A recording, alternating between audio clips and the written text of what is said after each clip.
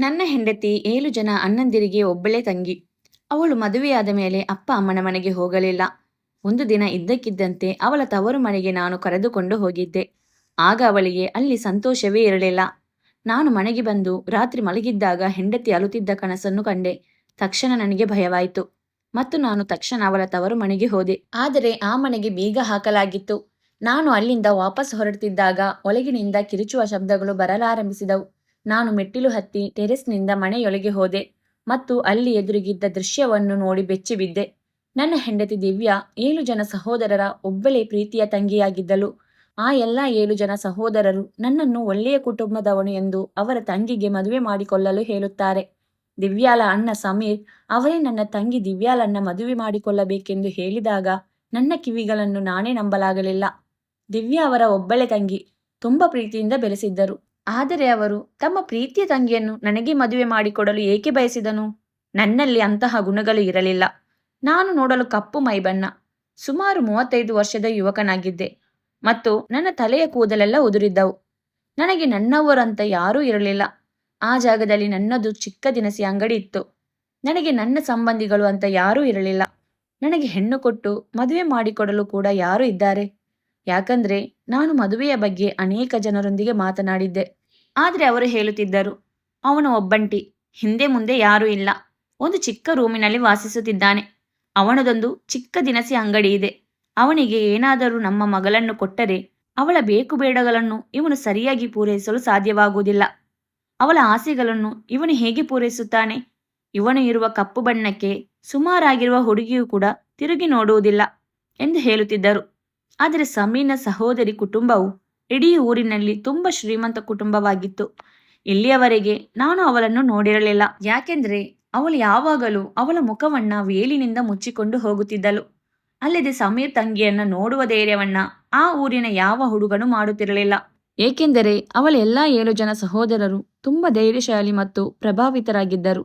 ಅವರು ಇಡೀ ಊರಿನ ಮೇಲೆ ಅಧಿಕಾರವನ್ನು ಹೊಂದಿದ್ದರು ಮತ್ತು ಜನರು ಅವರನ್ನು ನೋಡಿ ಹೆದರುತ್ತಿದ್ದರು. ದಿವ್ಯಾ ಸಮೀರ್ನ ತಂಗಿ ಎಂದು ಎಲ್ಲರಿಗೂ ತಿಳಿದಿತ್ತು ಮತ್ತು ನನಗೆ ಅವಳನ್ನು ನೋಡಲು ಪ್ರಯತ್ನಿಸುವ ಧೈರ್ಯವೂ ಕೂಡ ಇರಲಿಲ್ಲ. ವಾಸ್ತವವಾಗಿ ನಮ್ಮ ಅಂಗಡಿಯಿಂದಲೇ ದಿನಸಿ ವಸ್ತುಗಳು ಅವರ ಮನೆಗೆ ಹೋಗುತ್ತಿತ್ತು ಮತ್ತು ನಾನು ಅವರ ಮನೆಗೆ ದಿನಸಿಗಳನ್ನು ತೆಗೆದುಕೊಂಡು ಹೋಗಿ ಕೊಡುತ್ತಿದ್ದೆ. ಆದರೆ ಮನೆಯ ಬಾಗಿಲನ್ನು ಪ್ರವೇಶಿಸಲು ನನಗೆ ಅವಕಾಶವಿರಲಿಲ್ಲ. ಇದೇ ರೀತಿ ಹಲವು ವರ್ಷಗಳವರೆಗೆ ನಡೆಯುತ್ತಿತ್ತು. ಅಂತಹದರಲ್ಲಿ ಅವಳ ಸಹೋದರ ತನ್ನ ತಂಗಿಗೆ ಗಂಡನಾಗಲು ನನ್ನನ್ನು ಕೇಳುತ್ತಾನೆ ಮತ್ತು ಅದು ಅವನ ವರಸಿ ಬಿಟ್ಟು ಹೇಳುತ್ತಾನೆ ಎಂದು ನನಗೆ ತಿಳಿದಿರಲಿಲ್ಲ. ನಾನು ಆಶ್ಚರ್ಯದಿಂದ ಸಮೀರ್ನ ಮುಖವನ್ನೇ ನೋಡುತ್ತಿದ್ದೆ ಮತ್ತು ನಾನು, ನೀವು ಏನು ಹೇಳುತ್ತಿದ್ದೀರಿ ಎಂದು ಕೇಳಿದೆ. ಆಗ ಅವನು ತನ್ನ ತಂಗಿ ದಿವ್ಯಾಳನ್ನು ನಿನಗೆ ಮದುವೆ ಮಾಡಿಕೊಡಬೇಕೆಂದಿದ್ದೇನೆ ಎಂದು ಹೇಳಿದನು. ನಾನು ಸ್ವಲ್ಪ ಹಿಂಜರಿಕೆಯಿಂದ, ನಾನು ಎಲ್ಲಿದ್ದೇನೆ ಮತ್ತು ನಿಮ್ಮ ಸಹೋದರಿಗೆ ನಾನು ಇದಕ್ಕೆ ಅರ್ಹನಲ್ಲ ಎಂದು ಹೇಳಿದೆ. ಆಗ ಸಮೀರ್ ಹೇಳಿದರು, ಇದು ನಮ್ಮ ಮತ್ತು ನಮ್ಮ ಸಹೋದರಿಯ ಒಪ್ಪಿಗೆಯಿಂದಲೇ ಆಗಿದೆ. ಶುಕ್ರವಾರ ಮಧ್ಯಾಹ್ನ ಸಾಕ್ಷಿಗಳನ್ನು ಮತ್ತು ಪಂಡಿತರನ್ನು ಕರೆದುಕೊಂಡು ಬನ್ನಿ ಎಂದು ಹೇಳಿದರು. ಇದನ್ನು ಕೇಳಿ ನನಗೆ ಆಘಾತವಾಯಿತು. ನಾನು ಕೇಳುತ್ತಿರುವುದನ್ನು ನಾನೇ ನಂಬಲಾಗಲಿಲ್ಲ. ಇದು ನಿಜವೇ? ನನಗೆ ನಂಬಲಾಗುತ್ತಿಲ್ಲ. ಇಷ್ಟು ಬೇಗ ಸಂಬಂಧ ಒಪ್ಪಿಗೆಯಾಯಿತೆ? ಇಷ್ಟು ಬೇಗ ಮದುವೆಯೇ? ಎಲ್ಲವೂ ಇಷ್ಟು ಬೇಗ ಆಯಿತು ಎಂದರೆ ಅವರು ಸಂಬಂಧವನ್ನು ಅಂತಿಮಗೊಳಿಸಿಲ್ಲ, ಆದರೆ ನನಗೆ ಆದೇಶವನ್ನು ನೀಡಿದ್ದಾರೆ ಎಂದು ಅನಿಸುತ್ತಿತ್ತು. ಸರಿ, ನಾನು ನನ್ನ ಮನೆಗೆ ವಾಪಸ್ ಮರಳಿದೆ. ಆದರೆ ನನಗೆ ಈ ವಿಷಯದ ಬಗ್ಗೆ ಏನನ್ನೂ ಅರ್ಥ ಮಾಡಿಕೊಳ್ಳಲು ಸಾಧ್ಯವಾಗಲಿಲ್ಲ. ಆದರೆ ಅವರು ಸರಿಯಾಗಿ ಯೋಚನೆ ಮಾಡಿ ನಿರ್ಧಾರ ತೆಗೆದುಕೊಂಡಿದ್ದಾರಾ ಎಂದು ನನ್ನೊಳಗೆ ನನಗೆ ಗೊಂದಲವಿತ್ತು. ಅವರ ಏಕೈಕ ಮತ್ತು ಪ್ರೀತಿಯ ಸಹೋದರಿಯನ್ನು ಯಾಕೆ ನನಗೆ ಮದುವೆ ಮಾಡಿಕೊಡುತ್ತಾರೆ? ಅದೂ ಅಲ್ಲದೆ ನನ್ನಂತಹ ಬಡವನಿಗೆ, ನನ್ನಂತಹ ಬಡ ಮಡತನದ ಮಗಳನ್ನೇ ಕೊಡಲು ಯಾರೂ ಸಿದ್ಧರಿಲ್ಲ. ಆದರೆ ಇವರು ನನಗೆ ಮದುವೆ ಮಾಡಿಕೊಳ್ಳಲು ಹೇಳುತ್ತಿದ್ದಾರಲ್ಲ. ಇದು ನನಗೆ ಒಂದು ಕಡೆ ಆಶ್ಚರ್ಯವಾದರೆ ಇನ್ನೊಂದು ಕಡೆ ಚಿಂತೆ ಮಾಡುವ ವಿಷಯವಾಗಿತ್ತು. ನಾನು ಮಧ್ಯರಾತ್ರಿಯವರೆಗೂ ಈ ಗೊಂದಲದಲ್ಲಿ ಮುಳುಗಿದ್ದೆ. ಅವನು ನನಗೆ ತನ್ನ ತಂಗಿಯನ್ನು ಏಕೆ ಮದುವೆಯಾಗಲು ಬಯಸುತ್ತಾನೆ? ಆಗ ನನ್ನ ಮನಸ್ಸಿಗೆ ಅನಿಸಿತು, ಬಹುಶಃ ಅವನ ತಂಗಿ ತುಂಬ ಸುಂದರವಾಗಿಲ್ಲ, ಅಥವಾ ಅವಳು ಯಾವುದೇ ಸಂಬಂಧವನ್ನು ಒಪ್ಪುತ್ತಿಲ್ಲದಿರಬಹುದು. ಒಂದು ವೇಳೆ ಆ ಹುಡುಗಿ ಸುಂದರವಾಗಿಲ್ಲದಿದ್ದರೂ ಅವರ ಬಳಿ ಇರುವ ಸಂಪತ್ತು ಮತ್ತು ಬಲಿಷ್ಠವಾದ 7 ಸಹೋದರನನ್ನ ಪಡೆದಿರುವವಳು ಖಂಡಿತವಾಗಿಯೂ ಒಳ್ಳೆಯ ಸಂಬಂಧವನ್ನು ನೋಡಬಹುದು. ಅದನ್ನು ಬಿಟ್ಟು ನನ್ನನ್ನು ಏಕೆ ಆಯ್ಕೆ ಮಾಡಿದ್ದಾರೆ? ನಾನಂತೂ ಈ ಊರಿನಲ್ಲಿ ಸಾಮಾನ್ಯ ಹುಡುಗನಾಗಿದ್ದೆ ಎಂದು ಇದೇ ರೀತಿ 2 ದಿನ ಯೋಚನೆ ಮಾಡಿದೆ. ಮಾರನೇ ದಿನ ದಿವ್ಯಲ ಅಣ್ಣ ನನ್ನನ್ನು ಅವರ ಮನೆಗೆ ಕರೆದುಕೊಂಡು ಹೋಗಿ ಮನೆಯಲ್ಲೇ 2 ಚೇರುಗಳನ್ನು ಹಾಕಿ ಸಾಧಾರಣವಾಗಿ ಮದುವೆ ಮಾಡಿ ಮುಗಿಸಿದರು. ಮದುವೆಗೆ ಎಲ್ಲರೂ ಹೊಸ ಬಟ್ಟೆಗಳನ್ನು ಧರಿಸಿದ್ದರು. ಆದರೆ ಅದು ವಿಚಿತ್ರವಾಗಿತ್ತು. ಯಾಕೆಂದರೆ ಹುಡುಗ ಹುಡುಗಿಯನ್ನು ಬಿಟ್ಟು ಉಳಿದವರೆಲ್ಲ ಹೊಸ ಬಟ್ಟೆಯನ್ನು ಹಾಕಿಕೊಂಡಿದ್ದರು. ಈ ಮದುವೆಯನ್ನು ನೋಡಿದವರಿಗೆ ಅವರ ಮನಸ್ಸಲ್ಲಿ ತುಂಬ ಪ್ರಶ್ನೆಗಳು ಕಾಡುತ್ತಿದ್ದವು. ಹುಡುಗನಿಗೂ ಸಹ ಅದೇ ರೀತಿಯ ಪ್ರಶ್ನೆಗಳು ಕಾಡುತ್ತಿದ್ದವು. ಮದುವೆ ಮುಗಿದ ಬಳಿಕ ಗಂಡು ಹೆಣ್ಣಿಗೆ ಊಟ ಮಾಡಲು ಪಲಾವ್ ಕೊಡುತ್ತಾರೆ. ಆದರೆ ಪಲಾವ್ ಒಂದನ್ನು ಬಿಟ್ಟು ಬೇರೆ ಯಾವುದೇ ರೀತಿಯ ಆಹಾರಗಳು ಇರಲಿಲ್ಲ. ಚಟ್ನಿ ಆಗಲಿ, ರಾಯ್ತಾ, ಉಪ್ಪಿನಕಾಯಿ, ಹೋಳಿಗೆ ಯಾವುದೂ ಇರಲಿಲ್ಲ. ಕೇವಲ ಪಲಾವ್ ಮಾತ್ರ ಬಡಿಸಿದ್ದರು. ಇದರಿಂದ ನನಗೆ ತುಂಬ ಬೇಸರವಾಯಿತು. ನಾನು ಈ ರೀತಿಯ ಮದುವೆಯನ್ನು ಎಲ್ಲಿಯೂ ಸಹ ನೋಡಿರಲಿಲ್ಲ. ಒಂದು ಮೆರವಣಿಗೆ ಇರಲಿಲ್ಲ. ಅಸಡ್ಡೆಯ ಸ್ವಾಗತವನ್ನು ಕೋರಿದ್ದರು. ಅದೂ ಅಲ್ಲದೆ ಇದು 7 ಜನ ಸಹೋದರರ ಒಬ್ಬಳೇ ತಂಗಿಯ ಮದುವೆಯಾಗಿತ್ತು. ಮದುವೆಯೆಲ್ಲ ಮುಗಿದ ಬಳಿಕ ನಾನು ಯೋಚಿಸಿದೆ, ಇಡೀ ಊರಿನವರನ್ನೆಲ್ಲ ಮದುವೆಗೆ ಕರೆಯುತ್ತಾರೆ, ಬಗೆ ಬಗೆಯ ಅಡುಗೆಗಳನ್ನು ಮಾಡುತ್ತಾರೆ ಎಂದುಕೊಂಡಿದ್ದೆ. ಆದರೆ ಮದುವೆ ಈ ರೀತಿ ಆಗುತ್ತದೆ ಎಂದು ನಾನು ಅಂದುಕೊಂಡಿರಲಿಲ್ಲ. ವರದಕ್ಷಿಣೆಯ ಹೆಸರಲ್ಲಿ 1 ರೂಪಾಯಿ ಬೇಡಿಕೆ ಇರಲಿಲ್ಲ. ನಂತರ ದಿವ್ಯಾ ಅವಳ ಲಗೇಜನ್ನು ತೆಗೆದುಕೊಂಡು ನನ್ನ ಜೊತೆ ಹೊರಡುತ್ತಾಳೆ. ಮತ್ತೊಂದು ಆಶ್ಚರ್ಯವೇನೆಂದರೆ ನಾನು ಬಡವನಾಗಿದ್ದೆ. ನನ್ನ ಮನೆ ತುಂಬ ಚಿಕ್ಕದಾಗಿತ್ತು. ಆದರೆ ದಿವ್ಯಾಳ ಅಣ್ಣಂದಿರು ಅವರ ಬಳಿ ಇರುವ ನಮ್ಮನ್ನ ಅವರ ಒಳ್ಳೆಯ ಕಾರಿನಲ್ಲಿ ಕಳಿಸಿಕೊಡುತ್ತಾರೆ ಅಂದುಕೊಂಡಿದ್ದೆ. ಆದರೆ ಅವರು ತುಂಬ ಅಜೀಬಾಗಿರುವ ಗಾಡಿಯಲ್ಲಿ ಕಳಿಸಿಕೊಟ್ಟರು. ನನ್ನ ಮನಸ್ಸಿನಲ್ಲಿರುವ ಎಲ್ಲ ಪ್ರಶ್ನೆಗಳಿಗೂ ನನ್ನ ಹೆಂಡತಿಯ ಬಳಿ ಉತ್ತರ ಕೇಳಬೇಕು ಎಂದು ನಾನು ಯೋಚಿಸಿದೆ. ಇದಕ್ಕೆಲ್ಲ ಕಾರಣ ಏನು? ಯಾಕೆ ಈ ರೀತಿಯೆಲ್ಲ ನಡೆಯಿತು? ನಾನಂದುಕೊಂಡೆ ಆ ಹುಡುಗಿ ನೋಡಲು ಸುಂದರವಾಗಿಲ್ಲ, ಅಥವಾ ಹುಡುಗಿಗೆ ಹೆಚ್ಚು ವಯಸ್ಸಾಗಿರಬಹುದು, ಅಥವಾ ಒಳ್ಳೆಯ ಸಂಬಂಧಗಳು ಬರುವುದಿಲ್ಲ ಎಂದು. ಅದಕ್ಕಾಗಿ ಅವರು ನನಗೆ ಮದುವೆ ಮಾಡಿಕೊಟ್ಟಿದ್ದಾರೆ ಎಂದು ತಿಳಿದುಕೊಂಡಿದ್ದೆ. ಈ ರೀತಿಯ 100 ಪ್ರಶ್ನೆಗಳು ನನ್ನ ಮನಸ್ಸಲ್ಲಿ ಸುಳಿದಾಡುತ್ತಿದ್ದವು. ಈಗ ನಾವು ಬಂದು ಮನೆಯನ್ನು ತಲುಪಿದ್ದೆವು. ಆಗ ನಾನು ದಿವ್ಯಾಳ ಕೈಯನ್ನು ಹಿಡಿದುಕೊಂಡೆ. ಆದರೆ ಅವಳು ತುಂಬ ನಡುಗುತ್ತಿದ್ದಳು, ಜೊತೆಗೆ ಸಾಕಷ್ಟು ಭಯಗೊಂಡಿದ್ದಳು. ನಾನು ಅವಳ ಕೈಯನ್ನು ಹಿಡಿದುಕೊಂಡು ಮನೆಯ ಒಳಗೆ ಕರೆದುಕೊಂಡು ಹೋದೆ. ಮನೆಯೊಳಗೆ ತನ್ನ ತಾಯಿಯ ಹಳೆಯ ಮಂಚವೊಂದು ಇತ್ತು. ನಾನು ಅದನ್ನು ಸ್ವಲ್ಪ ದುಡ್ಡು ಖರ್ಚು ಮಾಡಿ ಪಾಲಿಷ್ ಮಾಡಿಸಿಕೊಂಡಿದ್ದೆ. ಮತ್ತು ನಾನು ದಿವ್ಯಾಳಿಗೆ ಹೇಳಿದೆ, ನೀನು ಈ ರೂಮಿನಲ್ಲಿ ಕುಳಿತುಕೊಳ್ಳಬಹುದು ಮತ್ತು ನಿನ್ನ ಮುಖದ ಪರದೆಯನ್ನು ತೆಗೆಯಬಹುದು ಎಂದು ಹೇಳಿದೆ. ಮತ್ತು ನಿನಗೆ ಹಸಿವಾಗಿದ್ದರೆ ಹೇಳು, ನಾನು ಏನನ್ನಾದರೂ ಮಾಡಿಕೊಡುತ್ತೇನೆ ಎಂದು ಹೇಳಿದೆ. ಯಾಕೆಂದರೆ ಅವಳು ಏನನ್ನಾದರೂ ತಿಂದಿದ್ದಾಳಾ ಅಥವಾ ಹಸಿವೆಯಲ್ಲಿದ್ದಾಳಾ ಎಂದು ನನಗೆ ತಿಳಿದಿಲ್ಲ. ಅದನ್ನು ಕೇಳಿದ ದಿವ್ಯಾ ಹೊಟ್ಟೆ ಹಸಿವಿಲ್ಲ ಎಂದು ತಲೆ ಅಲ್ಲಾಡಿಸುತ್ತಾಳೆ. ಆಗ ನಾನು ರೂಮಿನಿಂದ ಆಚೆ ಹೊರಟು ಹೋದೆ. ನನಗೆ ಇದು ತುಂಬ ವಿಚಿತ್ರವಾದ ಪರಿಸ್ಥಿತಿ. ಏನೂ ಅರ್ಥವಾಗುತ್ತಿರಲಿಲ್ಲ. ಆದರೆ ಯಾಕೋ ಗೊತ್ತಿಲ್ಲ, ನನ್ನ ಮನಸ್ಸಲ್ಲಿ ಒಂದರ ಹಿಂದೆ ಒಂದು ಪ್ರಶ್ನೆಗಳು ಮೂಡುತ್ತದೆ. ಮೊದಲನೇ ಪ್ರಶ್ನೆ, ಸಮೀರ್ ಯಾಕೆ ಅವರ ತಂಗಿಯನ್ನು ನನ್ನ ಜೊತೆ ಮದುವೆ ಮಾಡಿಸಿದ್ದಾರೆಂದು ಅರ್ಥವಾಗಲಿಲ್ಲ. ಎರಡನೆಯ ಪ್ರಶ್ನೆ, ಮದುವೆಯನ್ನ ಯಾಕೆ ಈ ರೀತಿ ಕದ್ದು ಮುಚ್ಚಿ ಮಾಡಿದರು ಎಂದು. ಮದುವೆಗೆ ಯಾವುದೇ ರೀತಿ ತಯಾರಿನೂ ಮಾಡಿರಲಿಲ್ಲ. ಮದುವೆಯಲ್ಲಿ ಯಾವುದೇ ಶಾಸ್ತ್ರ ಸಂಪ್ರದಾಯ ಇರಲಿಲ್ಲ. ಈ ರೀತಿ ಒಬ್ಬರ ಜೀವನದಲ್ಲಿ ನಡೆದಾಗ ಯಾವುದೇ ವ್ಯಕ್ತಿಯೂ ಕೂಡ ಗೊಂದಲಕ್ಕೀಡಾಗುತ್ತಾನೆ. ಅದೇ ರೀತಿ ನನಗೂ ಕೂಡ ಆಗುತ್ತಿತ್ತು. ಅವಳನ್ನ ಯಾಕೆ ನನ್ನ ಜೊತೆ ಮದುವೆ ಮಾಡಿದರು ಎಂದು ಈಗಲೂ ನನಗೆ ಯೋಚನೆ ಕಾಡುತ್ತಿತ್ತು. ನಾನು ಈ ರೀತಿಯ ಮದುವೆಯಾಗಲು ಮಾನಸಿಕವಾಗಿ ಸಿದ್ಧನಿರಲಿಲ್ಲ. ಯಾಕಂದ್ರೆ ನನಗೆ ಮದುವೆಗೂ ಮುಂಚೆ ಯೋಚನೆ ಮಾಡಲು ಸಿಕ್ಕಿದ್ದು ಕೇವಲ 8 ದಿನಗಳು ಮಾತ್ರ. ಯಾಕೆ ಅವರು ಇಷ್ಟು ಆತುರವಾಗಿ ದಿಢೀರನೆ ಮದುವೆಯನ್ನು ನಿಶ್ಚಯಿಸಿದರು ಎಂದು ನಾನು ಯೋಚಿಸುತ್ತಲೇ ಇದ್ದೆ. ಇದಕ್ಕೆಲ್ಲ ಉತ್ತರ ಸಿಗಬೇಕೆಂದರೆ ನಾನು ಈಗ ದಿವ್ಯ ರೂಮಿಗೆ ಹೋಗಲೇಬೇಕು. ಯಾಕಂದ್ರೆ ಅವಳ ಬಳಿ ನನ್ನ ಪ್ರಶ್ನೆಗಳಿಗೆ ಎಲ್ಲ ಉತ್ತರ ಸಿಗುವುದು. ಆದರೆ ಈ ರಾತ್ರಿ ಈ ಪ್ರಶ್ನೆಗಳಿಗೆಲ್ಲ ಉತ್ತರವನ್ನು ಕೇಳುವುದು ಸೂಕ್ತವೇ ಅಥವಾ ಬೇಡವೇ ಎಂದು ಯೋಚಿಸುತ್ತಿದ್ದೆ. ಅದೇನೇ ಇರಲಿ, ಮದುವೆ ವಿಷಯದಲ್ಲಿ ನನಗೆ ಸ್ವಲ್ಪ ಆತ್ಮವಿಶ್ವಾಸದ ಕೊರತೆ ಇತ್ತು. ಏಕೆಂದರೆ ಬೇರೆಯವರು ನನ್ನನ್ನು ನೋಡಿದವರು ಯಾರೇ ಆದರೂ ಮದುವೆಯಾಗಲು ನಿರಾಕರಿಸುತ್ತಿದ್ದರು. ಹಾಗಾಗಿ ನಾನು ಮದುವೆಯಾಗುತ್ತಿರುವುದು ನನಗೆ ದೊಡ್ಡ ವಿಷಯವಾಗಿತ್ತು. ಈಗ ಒಂದು ಹುಡುಗಿಯ ಜೊತೆ ಮಾತನಾಡುವುದು, ಅದೂ ಕೂಡ ಹೆಂಡತಿಯಾಗಿರೋಳ ಜೊತೆ, ನನಗೆ ತುಂಬ ಕಷ್ಟವಾಯಿತು. ನಂತರ ನಾನು ರೂಮಿನೊಳಗೆ ಹೋದೆ. ಆ ಸಮಯದಲ್ಲಿ ದಿವ್ಯಾ ಅವಳ ಮುಖದ ಪರದೆಯನ್ನು ತೆಗೆದಿದ್ದಳು. ಅವಳು ತಿಳಿ ಗುಲಾಬಿ ಬಣ್ಣದ ಫ್ಯಾನ್ಸಿ ಡ್ರೆಸ್ ತೊಟ್ಟುಕೊಂಡಿದ್ದಳು. ಯಾವ ಆಭರಣಗಳನ್ನು ತೊಟ್ಟುಕೊಂಡಿರಲಿಲ್ಲ. ತುಂಬ ಸಿಂಪಲ್ ಆಗಿ ಮೇಕಪ್ ಮಾಡಿಕೊಂಡಿದ್ದಳು.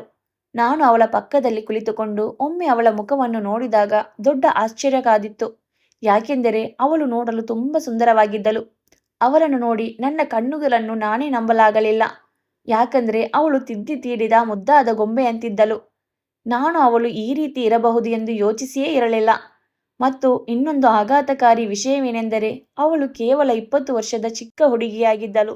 ನನಗೆ 36 ವರ್ಷ ವಯಸ್ಸಾಗಿತ್ತು. ನಾನು ಈಗ ಅವಳ ಮುಂದೆ ಮೂರ್ಖನಾಗಿ ಹೋಗಿದ್ದೆ. ಈಗ ನನ್ನ ತಲೆಯಲ್ಲಿ ಇನ್ನೂ ಅತಿ ಹೆಚ್ಚು ಪ್ರಶ್ನೆಗಳು ಹುಟ್ಟುಕೊಳ್ಳಲು ಶುರುವಾಯಿತು. ಯಾಕೆಂದರೆ ಇಷ್ಟು ಸುಂದರವಾಗಿರುವ ಇಷ್ಟು ಚಿಕ್ಕ ವಯಸ್ಸಿನ ಹುಡುಗಿಯನ್ನು ಅವರ ಅಣ್ಣಂದಿರು ನನಗೆ ಏಕೆ ಮದುವೆ ಮಾಡಿಕೊಟ್ಟರು? ನನಗೆ ಆಕರ್ಷಕವಾದ ವ್ಯಕ್ತಿತ್ವ ಇರಲಿಲ್ಲ. ಹೇಳಬೇಕೆಂದರೆ ನಾನು ಅವಳ ಮುಂದೆ ಸಂಪೂರ್ಣವಾಗಿ ಶೂನ್ಯವಾಗಿದ್ದೆ. ನಾನೀಗ ಮತ್ತಷ್ಟು ಮಾನಸಿಕವಾಗಿ ಗೊಂದಲಕ್ಕೆ ಒಳಗಾಗಿದ್ದೆ. ನಾನು ಇವಳ ಬಳಿ ಎಲ್ಲ ಪ್ರಶ್ನೆಗಳನ್ನ ಕೇಳಿಬಿಡಲ ಎಂದುಕೊಂಡೆ. ಆದರೆ ಅವಳನ್ನು ನೋಡುತ್ತಾ ಮೂಕನಾಗಿ ಕುಳಿತಿದ್ದೆ. ನಾನು ಅವಳನ್ನ ಈಗ ಹೇಗೆ ಪ್ರಶ್ನೆ ಕೇಳಲಿ?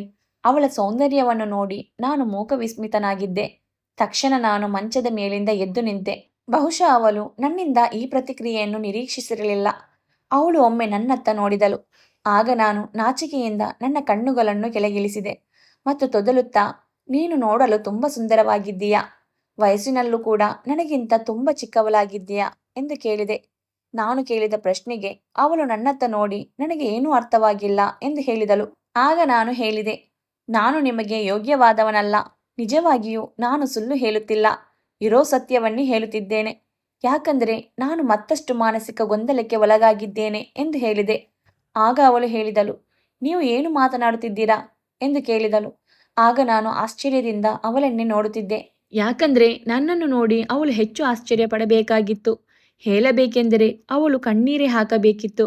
ಯಾಕಂದ್ರೆ ಅವಳ ಹಣೆಬರಹದಲ್ಲಿ ನನ್ನಂತಹ ವ್ಯಕ್ತಿಯನ್ನು ಮದುವೆಯಾಗುವುದಕ್ಕೆ ಬರದಿರುವುದರಿಂದ. ಅವಳು ಸುಂದರವಾದ ಮೈಬಣ್ಣ ಮತ್ತು ಸೌಂದರ್ಯವನ್ನು ಹೊಂದಿದ್ದಳು ಮತ್ತು ನಾನು ಕಪ್ಪು ಬಣ್ಣ ಹೊಂದಿರುವ ಸಾಮಾನ್ಯ ವ್ಯಕ್ತಿ.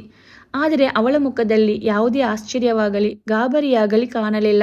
ನಾನು ಮಾತ್ರ ಅದರ ಬಗ್ಗೆ ಯೋಚಿಸುತ್ತಾ ಅಸಮಾಧಾನಗೊಂಡಿದ್ದೆ. ಆಗ ಅವಳು ನನ್ನನ್ನು ಕುಳಿತುಕೊಳ್ಳಿ ಎಂದು ಹೇಳಿದಳು. ಅವಳನ್ನು ನೋಡಿ ನನಗೆ ತಲೆ ಸುತ್ತುತ್ತಿದ್ದರೂ ಮನಸ್ಸನ್ನು ಹತೋಟಿಯಲ್ಲಿಟ್ಟುಕೊಂಡು ಎದುರಿಗಿದ್ದ ಕುರ್ಚಿಯ ಮೇಲೆ ಕುಳಿತುಕೊಂಡೆ. ಆದರೆ ನನಗೆ ಇನ್ನೂ ಅರ್ಥವಾಗಿರಲಿಲ್ಲ ಅವಳ ಅಣ್ಣ ಸಮೀರ್ ನನಗೆ ಏಕೆ ಅವಳನ್ನ ಮದುವೆ ಮಾಡಿಕೊಟ್ಟರು ಎಂದು. ಸಾಮಾನ್ಯ ಹುಡುಗಿ ನನ್ನಂಥವನನ್ನು ಮದುವೆಯಾಗಲು ಒಪ್ಪಿದ್ದರೆ ಅವಳನ್ನು ನನ್ನ ಹಣೆಬರಹವೆಂದು ಒಪ್ಪಿ ಸಂತೋಷ ಪಡುತ್ತಿದ್ದೆ. ಆದರೆ ಎಷ್ಟು ಸುಂದರ ಮತ್ತು ಆಕರ್ಷಕ ಹುಡುಗಿಯ ಜೊತೆ ನನ್ನ ಮದುವೆ? ಸ್ವತಃ ನನಗೆ ಅನಿಸುತ್ತಿದೆ ನಾನು ನಿಜವಾಗಿಯೂ ಈ ಸಂಬಂಧಕ್ಕೆ ಅನ್ಯಾಯ ಮಾಡುತ್ತಿದ್ದೇನೆ ಎಂದು. ಮತ್ತೆ ಹೇಳಿದೆ, ನನಗೆ ನಿಜವಾಗಿಯೂ ತಿಳಿದಿರಲಿಲ್ಲ ನೀವು ಇಷ್ಟು ಸುಂದರವಾಗಿದ್ದೀರಾ ಎಂದು. ನಿಮ್ಮನ್ನ ಸಮೀರ್ ನನಗೆ ಮದುವೆ ಮಾಡುತ್ತೇನೆ ಎಂದು ಹೇಳಿದಾಗ ನಾನು ನಿಮ್ಮನ್ನ ಸುಂದರವಾಗಿಲ್ಲ ಎಂದು ತಿಳಿದುಕೊಂಡಿದ್ದೆ. ಬಹುಶಃ ಚೆನ್ನಾಗಿಲ್ಲವೇನೋ ಎಂದುಕೊಂಡಿದ್ದೆ. ಆದರೆ ನೀವು ಇಷ್ಟು ಸುಂದರವಾಗಿದ್ದೀರಾ, ವಯಸ್ಸಿನಲ್ಲೂ ಕೂಡ ನೀವು ನನಗಿಂತ ತುಂಬ ಚಿಕ್ಕವರಾಗಿದ್ದೀರಾ ಎಂದು ಹೇಳಿದೆ. ಆಗ ಅವಳಿಗೆ ನನ್ನ ಮುಖದಲ್ಲಿನ ಗೊಂದಲ ಅರ್ಥವಾಯಿತು. ಆಗ ದಿವ್ಯ ಹೇಳಿದಳು, ನನಗೆ ಈ ಮದುವೆಯಲ್ಲಿ ಯಾವುದೇ ಗೊಂದಲವಿರಲಿಲ್ಲ. ಯಾಕಂದರೆ ನಾನು ನಿಮ್ಮನ್ನ ಮದುವೆಗೆ ಮುಂಚೆನೂ ನೋಡಿದ್ದೆ ಎಂದಳು. ಅವಳ ಈ ಮಾತುಗಳನ್ನು ಕೇಳಿ ನನಗೆ ಇನ್ನೂ ಆಶ್ಚರ್ಯವಾಯಿತು. ನನ್ನ ಮುಖನ ಮದುವೆಗೆ ಮುಂಚೆ ನೋಡಿ ಕೂಡ ಇವಳು ಒಪ್ಪಿಕೊಂಡಿದ್ದಾಳ ಎಂದು. ಯಾಕಂದರೆ ಬೇರೆ ಯಾವುದೇ ಹುಡುಗಿಯರು ನನ್ನ ಮುಖವನ್ನು ನೋಡಿ ಒಪ್ಪಿಕೊಳ್ಳುತ್ತಿರಲಿಲ್ಲ. ನಾನು ನೋಡಲು ಹೇಗಿದ್ದೆ ಎಂದರೆ ನನ್ನ 4 ಮುಂದಿನ ಹಲ್ಲು ಉಬ್ಬಾಗಿದ್ದವು. ನಾನು ಮಾತನಾಡುವಾಗ ನಗುವಾಗ ಆ ಹಲ್ಲುಗಳು ಎದ್ದು ಕಾಣುತ್ತಿದ್ದವು. ಅಷ್ಟು ಅಸಹ್ಯವಾಗಿದ್ದೆ. ನನ್ನ ಮುಖದಲ್ಲಿ ಸ್ವಲ್ಪವೂ ಕೂಡ ಲಕ್ಷಣ ಇರಲಿಲ್ಲ. ಇಷ್ಟೆಲ್ಲ ಇದ್ದರೂ ಇವಳು ನನ್ನನ್ನು ನೋಡಿ ಹೇಗೆ ಮದುವೆಗೆ ಒಪ್ಪಿಕೊಂಡಳು? ಈ ರೀತಿಯಾದ ಆಲೋಚನೆಗಳು ಬರಲಾರಂಭಿಸಿದವು. ಒಂದು ವೇಳೆ ಈ ಹುಡುಗಿಯ ಜೀವನದಲ್ಲಿ ಏನಾದರೂ ಸಂಭವಿಸಿ ಇರಬಹುದಾ? ಅದಕ್ಕಾಗಿಯೇ ಇವರು ನನ್ನನ್ನು ಮದುವೆ ಮಾಡಿಕೊಳ್ಳಲು ಆಯ್ಕೆ ಮಾಡಿಕೊಂಡರಾ? ಬಹುಶಃ ಇದೇ ನನ್ನನ್ನು ಮದುವೆಯಾಗಲು ಕಾರಣವಾಗಿರಬಹುದು. ಏಕೆಂದರೆ ಅಷ್ಟು ಸುಂದರವಾದ ತಂಗಿಯನ್ನು ಸಾಮಾನ್ಯ ವ್ಯಕ್ತಿಯ ಕೈಯಲ್ಲಿ ಕೊಡುವುದು ಸಾಧ್ಯವೇ ಇರಲಿಲ್ಲ. ಈ ಪ್ರಶ್ನೆಯನ್ನು ದಿವ್ಯಾಳನ್ನು ಕೇಳುವುದಕ್ಕೆ ನಾನು ಹಿಂಜರಿಯುತ್ತಿದ್ದೆ. ನಾನು ಹಾಗೆ ಕುರ್ಚಿಯ ಮೇಲೆ ಕುಳಿತುಕೊಂಡೆ ಮತ್ತು ಹೇಳಿದೆ, ನಿಮ್ಮ ಸಹೋದರರು ನನ್ನನ್ನು ಯಾಕೆ ನಿಮಗೆ ಮದುವೆ ಮಾಡುವುದಕ್ಕೆ ಆಯ್ಕೆ ಮಾಡಿಕೊಂಡರು ಎಂದು ನನಗೆ ಅರ್ಥವಾಗುತ್ತಿಲ್ಲ ಎಂದಾಗ ಅವಳು, ಯಾಕೆ ನೀವು ಅದನ್ನು ವಿರೋಧಿಸಿದ್ದೀರಾ ಎಂದು ಅವಳು ಉತ್ತರದ ಬದಲು ನನಗೆ ಪ್ರಶ್ನೆ ಕೇಳಲು ಪ್ರಾರಂಭಿಸಿದಳು ಮತ್ತು ಹೇಳಿದಳು, ನಾನು ತಿರಸ್ಕರಿಸಲು ನನಗೆ ಹೇಗೆ ಅರ್ಹತೆ ಇದೆ? ಆದರೆ ನನಗೆ ಅರ್ಥವಾಗುತ್ತಿಲ್ಲ. ನಿಮಗೇನಾದರೂ ಆ ರೀತಿ ಅಪೇಕ್ಷೆವಿದ್ದರೆ ನೀನು ನಿರಾಕರಿಸಬಹುದಿತ್ತು ಅಲ್ಲವೇ ಎಂದು ಹೇಳಿದಳು. ಇದನ್ನು ಹೇಳುವಾಗ ಅವಳ ಸ್ವರವು ತುಂಬ ಕಠಿಣವಾಯಿತು. ಆಗ ಅವಳು, ನಾನು ನಿನಗೆ ಇಷ್ಟವಾಗಲಿಲ್ಲವೇ, ಸುಂದರವಾಗಿಲ್ಲವೇ ಎಂದು ಕೇಳಲು ಪ್ರಾರಂಭಿಸಿದಳು. ಅವಳ ಮಾತನ್ನು ಕೇಳಿ ನನಗೆ ಇನ್ನಷ್ಟು ಆಶ್ಚರ್ಯವಾಯಿತು. ಈ ಹುಡುಗಿ ಹುಚ್ಚಿ ಆಗಿದ್ದಾಳಾ ಎಂದು ನಾನು ಅಂದುಕೊಂಡೆ. ಯಾಕಂದರೆ ಇವಳಿಗೆ ಕಣ್ಣುಗಳು ಚೆನ್ನಾಗಿ ಇದ್ದು ನನ್ನ ಮುಖ ಕುರೂಪವಾಗಿದೆ. ಅದು ಇವಳಿಗೆ ಕಾಣಿಸುತ್ತಿಲ್ಲವಾ ಎಂದುಕೊಳ್ಳುತ್ತಿದ್ದಾಗ ನಿಮ್ಮ ಗೊಂದಲವಾದರೂ ಏನು ಎಂದು ಕೇಳಿದಳು.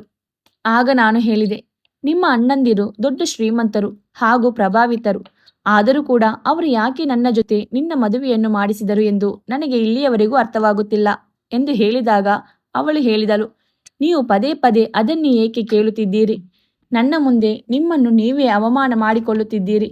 ಆದರೆ ನನ್ನ ಮನಸ್ಸಿನಲ್ಲಿ ನಿಮ್ಮ ಮೇಲೆ ತುಂಬ ಗೌರವವಿದೆ ಎಂದಾಗ ಅವಳ ಮಾತುಗಳು ನನಗೆ ಮತ್ತಷ್ಟು ಗೊಂದಲಕ್ಕೆ ಈಡಾಗುವಂತೆ ಮಾಡಿದವು. ಆಗ ನಾನು, ನಿನ್ನ ಜೀವನದಲ್ಲಿ ಯಾವುದಾದರೂ ದುರ್ಘಟನೆ ನಡೆದಿದೆಯಾ ಎಂದು ಕೇಳಿ ಸುಮ್ಮನಾದೆ. ಆಗ ಅವಳು, ನಿಮಗೆ ನನ್ನ ಚಾರಿತ್ರ್ಯದ ಮೇಲೆ ಅನುಮಾನವಿದೆಯಾ ಎಂದು ಕೇಳಿದಳು. ದೇವರ ಮೇಲೆ ಪ್ರಮಾಣ ಮಾಡುತ್ತೇನೆ, ನಿಮ್ಮ ಮೇಲೆ ನನಗೆ ಯಾವುದೇ ಆ ರೀತಿಯ ಸಂದೇಹವಿಲ್ಲ. ಆದರೆ ನನಗೆ ಇದೆಲ್ಲ ಸಂಕಟ ಉಂಟು ಮಾಡಿದೆ ಎಂದಾಗ ಅವಳು ತನ್ನ ಸುಂದರವಾದ ಕೈಯನ್ನು ನನ್ನ ಕೈಯಲ್ಲಿ ಇಟ್ಟಳು. ತಕ್ಷಣ ನಾನು ನನ್ನ ಕೈಯನ್ನು ಹಿಂದಕ್ಕೆಳೆದುಕೊಂಡೆ ಮತ್ತು ರೂಮಿನಿಂದ ಹೊರಗೆ ಹೋದೆ. ಪೂರ್ತಿ ದಿನ ನಾನು ರೂಮಿನೊಳಗೆ ಹೋಗಲೇ ಇಲ್ಲ. ಹೊರಗೆ ಜಗಲಿಯ ಮೇಲೆ ಒಂದು ಹಳೆಯ ಚಾಪೆಯನ್ನು ಹಾಕಿಕೊಂಡು ಅಲ್ಲೇ ಮಲಗಿದೆ. ಬೆಳಗ್ಗೆ ನಾನು ಎದ್ದಾಗ ಅಡುಗೆ ಮನೆಯಲ್ಲಿ ಕೆಲಸ ಮಾಡುತ್ತಿರುವಂತೆ ಶಬ್ದ ಕೇಳಿಸಿತು. ನಮ್ಮ ಅಡುಗೆ ಮನೆ ತುಂಬ ಚಿಕ್ಕದಾಗಿತ್ತು. ಅದು ನಡುಮನೆಗೆ ಅಟ್ಯಾಚ್ ಆಗಿತ್ತು. ನಾನು ತಕ್ಷಣ ಕಣ್ಣು ಬಿಟ್ಟು ನೋಡಿದಾಗ ದಿವ್ಯಾ ಬೆಳಗಿನ ತಿಂಡಿಯನ್ನ ರೆಡಿ ಮಾಡ್ತಿದ್ಲು. ನಾನು ಆಗ ಎದ್ದು ಕುಳಿತು, ಮದುವೆಯಾದ ಮೊದಲ ರಾತ್ರಿಯೇ ಮದುಮಗಳೊಬ್ಬಳನ್ನೇ ರೂಮಿನಲ್ಲಿ ಬಿಟ್ಟು ಹೊರಗೆ ಬಂದು ಮಲಗಿದೆ ಎಂದು ತುಂಬ ದುಃಖವಾಯಿತು. ಆದರೆ 1 ವಾರದಿಂದ ನನ್ನ ತಲೆಯಲ್ಲಿ ಓಡುತ್ತಿದ್ದ ಪ್ರಶ್ನೆಗಳು ಹಾಗೆಯೇ ಉಳಿದಿದ್ದವು. ನಾನು ಆಗ ಅಡುಗೆ ಮನೆಗೆ ಹೋಗಿ, ನೀವು ಏನು ಮಾಡುತ್ತಿದ್ದೀರಿ? ನೀವೀಗ ಏನು ಅಡುಗೆ ಮಾಡುವುದು ಬೇಡ, ನಾನು ಹೊರಗಡೆಯಿಂದ ನಿಮಗೆ ತಂದು ಕೊಡುತ್ತೇನೆ. ನೀವು ನಿನ್ನೆಯಷ್ಟೇ ಮದುವೆಯಾಗಿ ನಮ್ಮ ಮನೆಗೆ ಬಂದಿದ್ದೀರಿ ಎಂದು ಹೇಳಿದೆ. ಆಗ ಅವಳು, ಪರವಾಗಿಲ್ಲ, ಏನೂ ತೊಂದರೆ ಇಲ್ಲ, ಸ್ವಲ್ಪ ದಿನ ಕಳೆದ ಮೇಲಾದರೂ ನಾನು ಮಾಡಲೇಬೇಕಲ್ವಾ, ಅದನ್ನ ಇವತ್ತಿನಿಂದಲೇ ಮಾಡಿದರೆ ಏನಾಗುತ್ತೆ ಎಂದು ಹೇಳಿದಳು. ಮತ್ತು ನೀವು ಟೀ ಕುಡಿಯುತ್ತೀರಾ ಎಂದು ವಿಷಯ ಬದಲಾಯಿಸಿ ಕೇಳಿದಳು.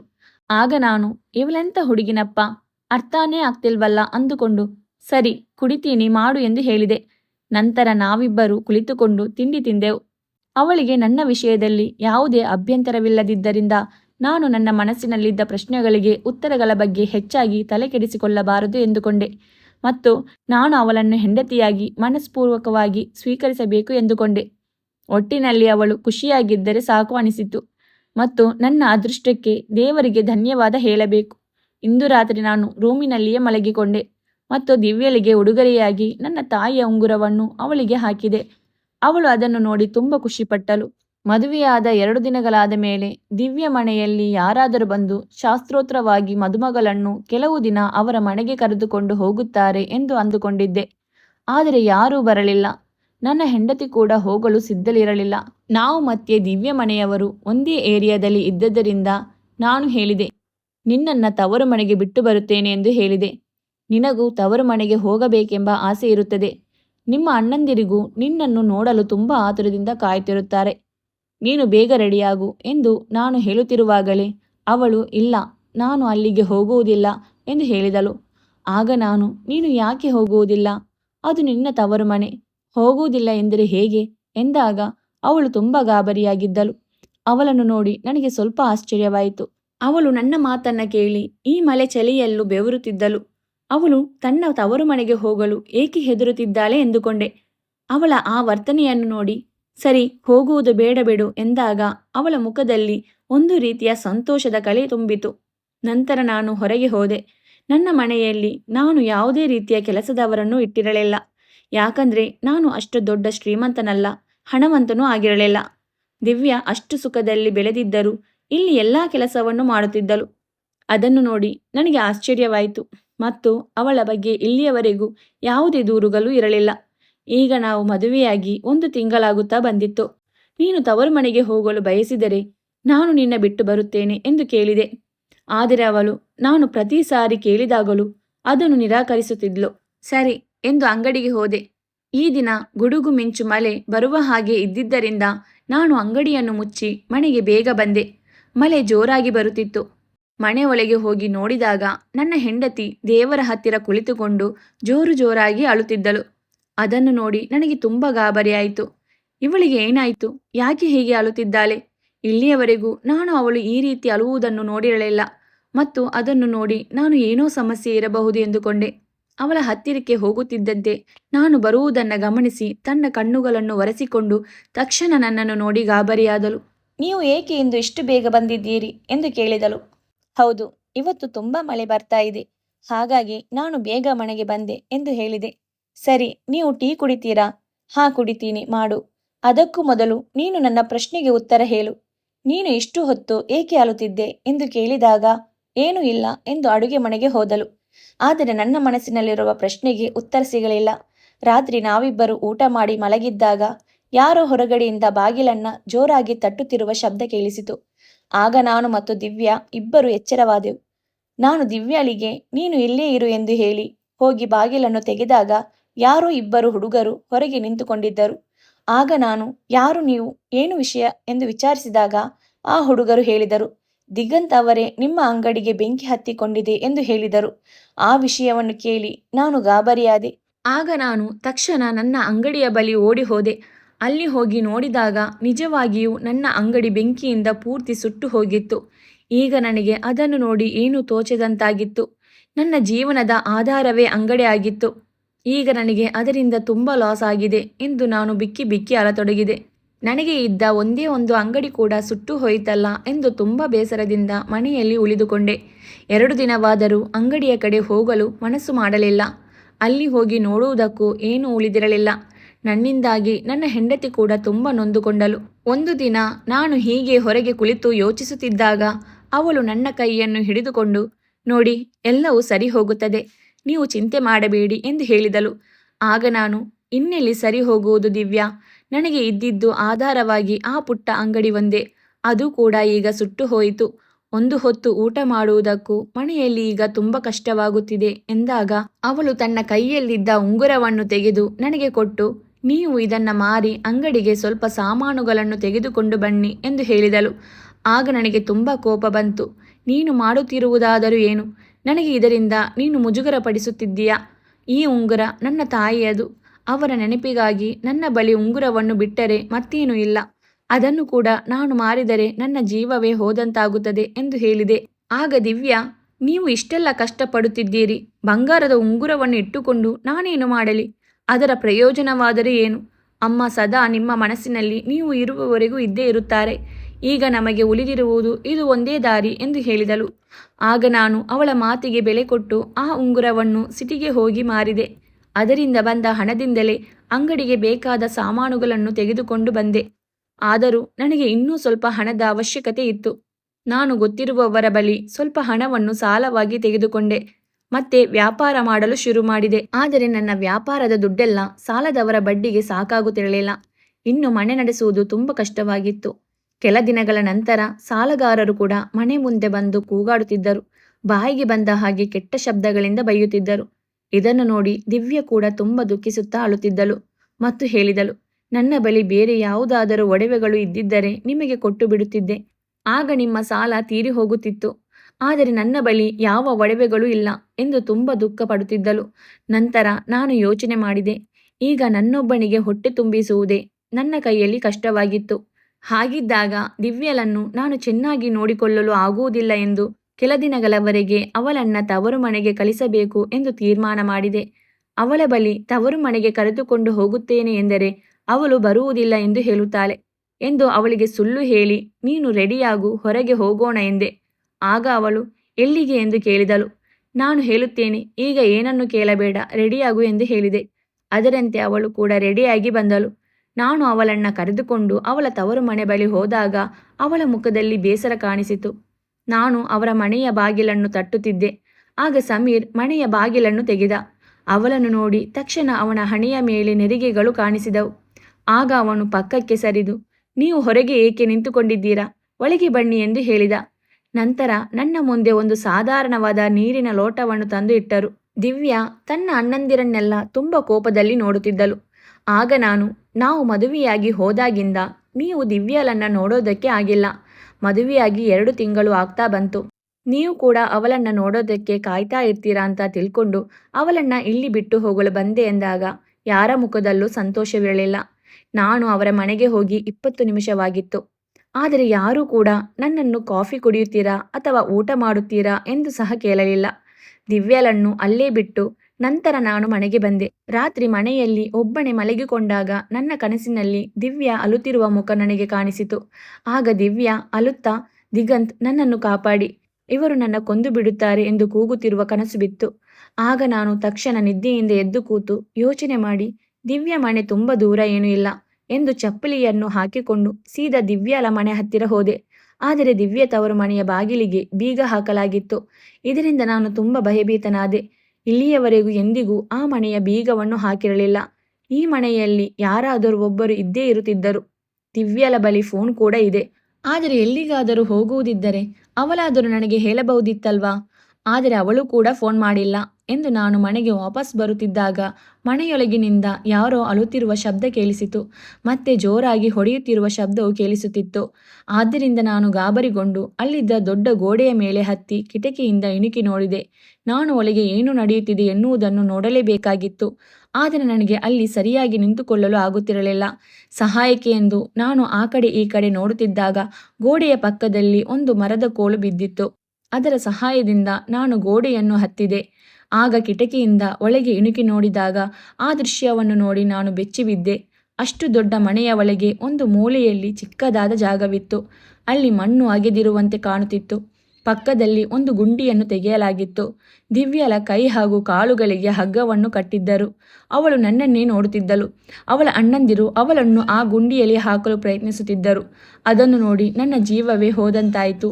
ಆಗ ತಕ್ಷಣ ನಾನು ಕಿಟಕಿಯಿಂದ ಇಳಿದು ಮನೆಯ ಒಳಗಡೆ ಹೋಗಲು ಪ್ರಯತ್ನಿಸಿದೆ. ಆದರೆ ಎಲ್ಲಿಯೂ ಜಾಗವಿರಲಿಲ್ಲ. ತಕ್ಷಣ ನಾನು ಮನೆಯ ಹಿಂದೆ ಒಂದು ಡೋರ್ ಇತ್ತು. ಅಲ್ಲಿ ಓಡಿ ಹೋಗಿ ನೋಡಿದೆ.